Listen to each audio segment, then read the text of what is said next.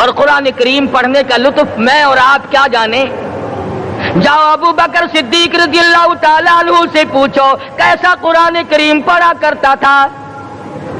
سارے کافروں نے کھڑے ہو کر کے اعتراض کیا ابو بکر کو ہم زور سے قرآن کریم نہیں پڑھنے دیں گے.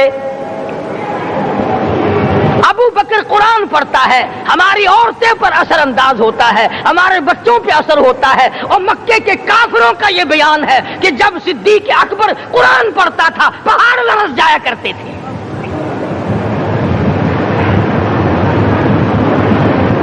صدیق سے قرآن پڑھنا سیکھو. فاروق اعظم نے اسی قرآن کریم کے ذریعے سب کچھ حاصل کیا. ساری رات فاروق اعظم قرآن کریم کی تلاوت کیا کرتے تھے، ایک ایک رکعت میں پورا ختم قرآن کرتے تھے. آج تو یہ باتیں کہانی نظر آتی ہیں. صدیق اکبر سے قرآن پڑھنا سیکھو، فاروق اعظم سے قرآن کریم پڑھنا سیکھو. سیدنا عثمان ذی النورین رضی اللہ تعالیٰ ایک رات میں اور ایک رکعت میں پورا قرآن ختم کیا کرتے تھے. نبی کا دوہرا داماد عثمان ذی النورین، جس کو دیکھ کر حضور اکرم صلی اللہ علیہ وسلم فرمایا کرتے تھے او لوگوں میں عثمان سے حیا نہ کروں جس سے آسمان کے فرشتے بھی حیا کرتے ہیں، جس کا آسمان والے فرشتے بھی ادب کرتے ہیں، میں اس کا ادب نہ کروں. سیدنا علی مرتضی رضی اللہ تعالی عنہ ایسا قرآن کریم پڑھا کرتے تھے.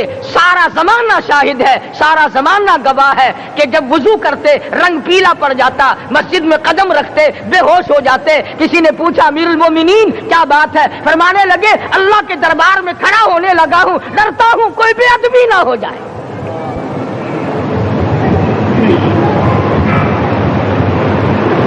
قرآن کریم ان سے پڑھنا سیکھو. حسین نے تلواروں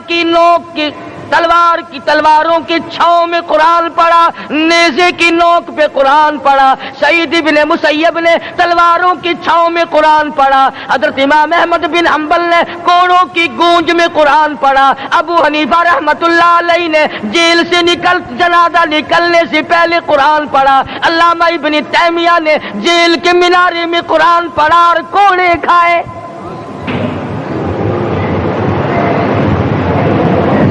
تم بھی قرآن پڑھتے ہو، جب کوئی مر جائے نا پھر قرآن پڑھتے ہیں، اور وہ بھی صحیح سالم پورا نہیں ہوتا. کیوں پڑھے؟ کوئی باپ مرے تیرا قرآن کریم پڑھے مولوی، کیوں؟ تیرے باپ کے نوکر ہے مولوی.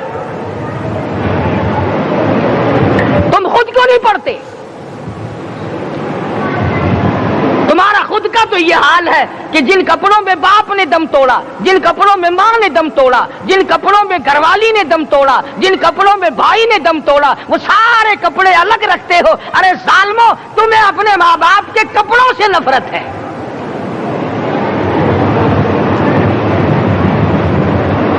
باپ کی دکان سے نفرت تو نہیں، باپ کی چارپائی سے بڑی نفرت ہے. جس بستر پہ باپ دم توڑے تم اس بستر کو نہیں استعمال کرتے.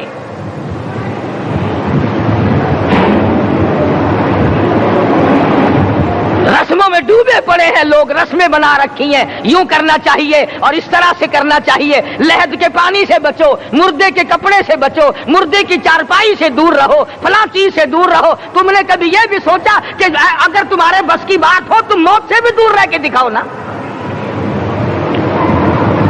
اور وہ تو یہ شکر ہے کہ اللہ پاک نے قانون موت کا اپنے ہاتھ میں رکھا، ورنہ یہ جتنے بڑے بڑے ہیں نا یہ سارے کے سارے فرشتوں کو پیسے دے کر ہمیں مرواتے رہتے. یقین جانو سرمایہ دار اور یہ بڑے بڑے افسر سب بچے رہتے، ہمارا تختہ نکلوا دیتے. شکر ہے اسرائیل رشوت نہیں لیتا. اگر وہاں نوٹوں کے تھبے چلتے تو یقین جانو چپکے سے کان میں کہہ دیا کرتے اسرائیل کے برابر والے کا کام کر دے، میرا نہیں برابر والے کا رگڑا نکال دے. اللہ نے نظام اپنے ہاتھ میں رکھا پھر بھی لوگ نہیں ڈرتے. فرمایا تبارک الذی بیدہ الملک، تمام برکتیں اس ذات کے ہاتھ میں ہے جس کا ملک میں راج ہے. وَهُوَ عَلَى كُلِّ شَيْءٍ قَدِيرٌ، ہر چیز پہ وہ قادر ہے.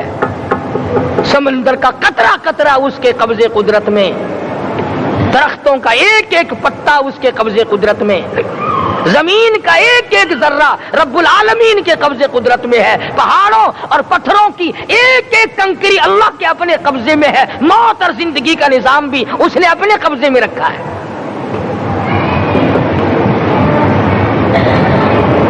قرآن کریم ان سے پڑھنا سیکھو اگر کسی نے پڑھنا ہے. مجد الفسانی سرہندی رحمت اللہ علیہ جب قرآن کریم پڑھا کرتے تھے تھوڑا سا پڑھتے پھر بے ہوش ہو جاتے. شاہ ولی اللہ نے مار کھا کر قرآن کریم پڑھا، شاہ عبدالعزیز کے دونوں ہاتھوں کے انگوٹھے کھینچ کر نکال دیے گئے مگر قرآن پڑھا. مولانا شاہ اسماعیل شہید رحمت اللہ علیہ کو بالا کوٹ میں ٹکڑے کر دیے گئے مگر اللہ والے نے قرآن کی تلاوت نہ چھوڑی.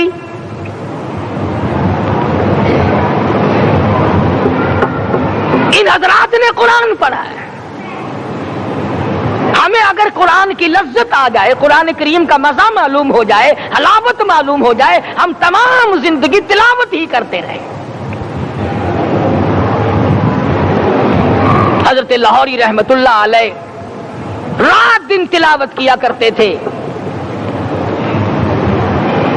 ظالم افیسروں نے برف کی سلی پہ لٹا لیا اور حضرت سے کہا گیا کہ آپ اپنے مطالبے ختم نبوت سے دستبردار ہو جائیں. تو حضرت نے جواب دیا میں جان کا سودا کر چکا ہوں، ایمان کا سودا نہیں کرتا. سید عطا اللہ شاہ صاحب بخاری سب قید رحمت اللہ علیہ جیل میں ہیں، 20 سیر گندم روزانہ پیسنے کے لیے ملتی ہے، پسا ہوا آٹا انتظامیہ کے حوالے کر دیتے ہیں. حیران ہے انتظامیہ، کس وقت چکی چلاتا ہے بخاری، کس وقت پیستا ہے، یہ تو قرآن پڑھتا رہتا ہے. سپرڈن جیل نے چھاپا مار کر دیکھا، پچھلی رات کو قرآن کریم بیٹھا ہوا بخاری پڑھ رہا ہے، سورت یوسف کی تلاوت ہو رہی ہے، چکی خود بخود چل رہی ہے، دانے خود بخود اٹھ کر چکی میں پڑھ رہے ہیں. یہ حضرات تھے جنہوں نے قرآن مجید لذتوں کے ساتھ پڑھا. غازی علم الدین نے پھانسی کی کوٹڑی میں رات دن قرآن کی تلاوت کر کر کے حضور اکرم صلی اللہ علیہ وسلم کا روزانہ دیدار کیا.